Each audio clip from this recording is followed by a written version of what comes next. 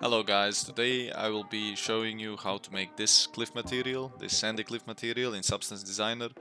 Before we start off, just make sure you download the material in the link down below so you can follow along way easier than without it, because I will be showing only the basic stuff and why I use it. I won't go into detail with any of these materials. So let's dive right in.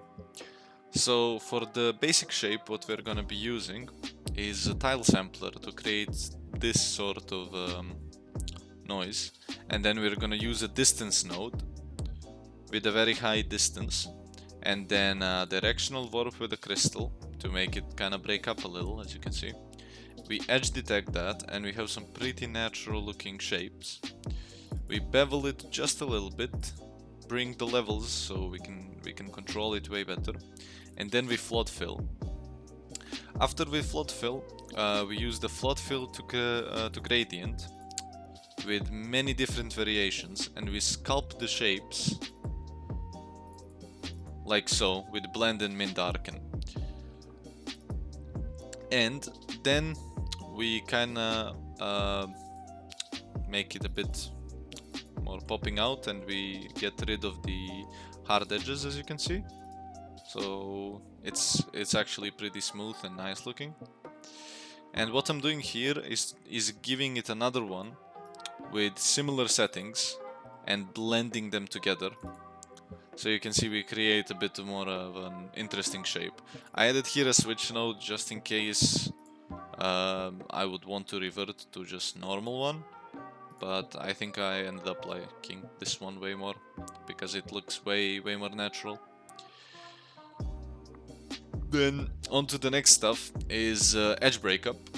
We break up the edges with Perlin noise, and after that we do auto levels so we can prepare the noise for more addition. Then we do a bit of more edge breakup.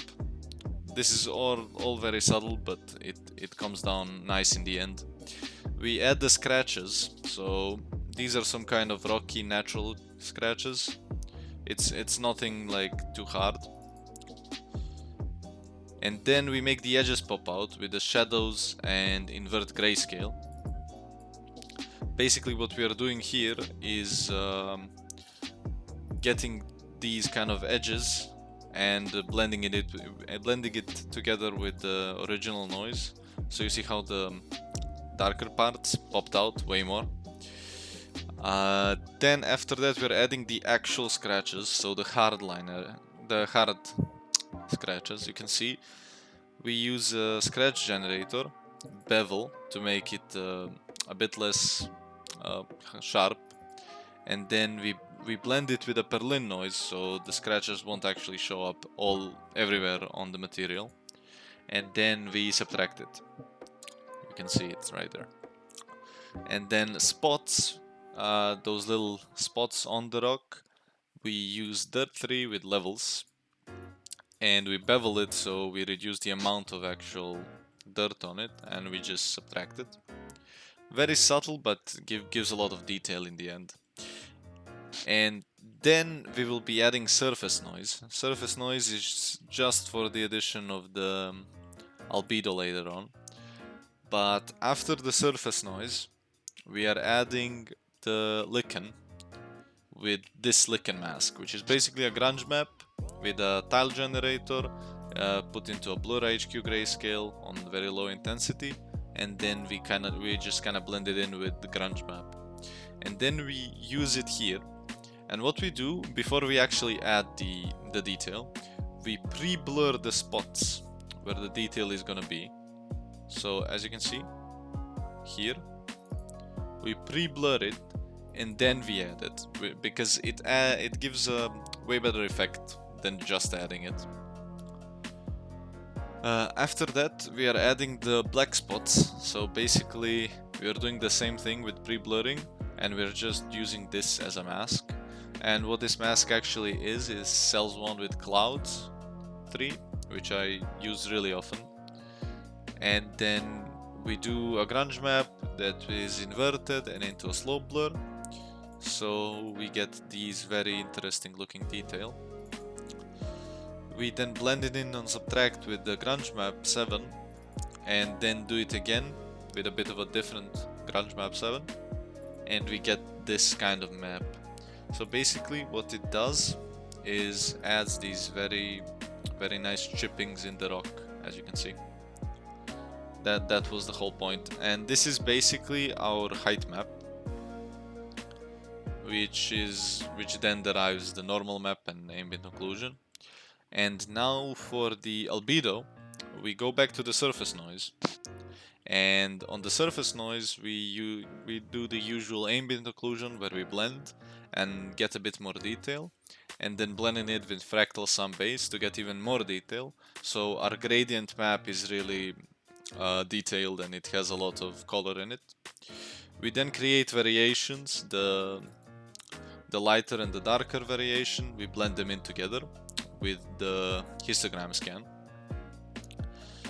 And with this kind of opacity mask, which is derived from the before surface noise. So the map before surface noise, we do a get slope and blend it in with the fractal sum here, and then we do a histogram scan, and it makes all these very natural looking shapes to appear. And when blending it in as an opacity mask, it gives us a lot of good color variation here. And then we add a bit more color variation by doing again levels, so we kind of brighten it up and blend it in together with ambient occlusion, grunge map with directional warp, and that we use as opacity mask as in the blend. And so basically we're adding just a bit more color variation to break up the color. And then we're adding the dirt, which is basically one of the parts where it kind of makes the whole albedo look way more interesting, is we use the dirt node. So basically we just use this surface noise mask, and we derived it into ambient occlusion, normal, and curvature smooth. And then we plug it into dirt and we get these very good looking shapes, and we use that as an opacity mask to add dirt on top of it. But it's not just dirt, as you can see, it's way more than that. It adds a lot of nice colors to the albedo. And after that we are adding to the albedo the white lichen. So we are using again this lichen mask as an opacity mask, and we are using a fractal sum into the gradient map, which is very noisy, and we just do a bit of HSL because I thought this would look way better. And then we blend it in, and as you can see, those white spots begin to appear and they look very nice.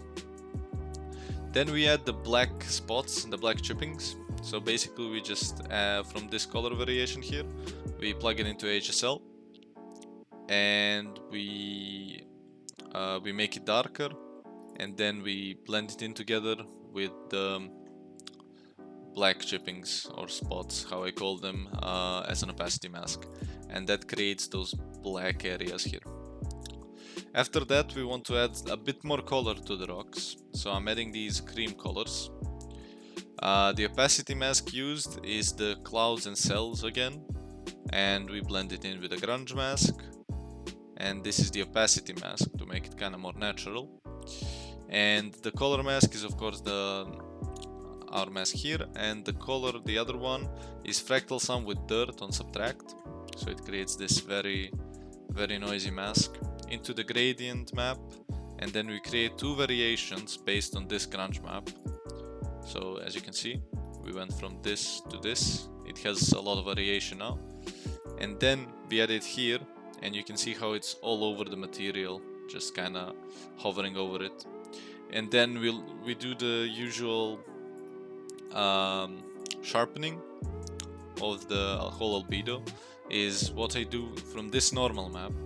I just use a curvature smooth and gradient map to make it a color, and the curvature smooth is on OpenGL, and it makes the whole thing look way better, as you can see. it kind of makes the edges and the big shapes pop out a lot. And then when we use curvature sobble with OpenGL and gradient map, and then we do the same blend, this kind of makes the look more sharp, as you can see. So it's not as soft anymore, and makes it really rough, which we want for a rock. And that is basically our albedo map. And what we are doing now is doing the roughness map. And basically we're just doing a grayscale conversion into the levels node, where we control how rough do we want this rock to be. And we're using the get slope into the blend on subtract. And that's basically it. So that's the roughness map. If you like the video, leave a like, and don't forget to get the material, because I'm not showing anything here in great detail. Subscribe if you want to see more, because more is definitely coming, and see you next time.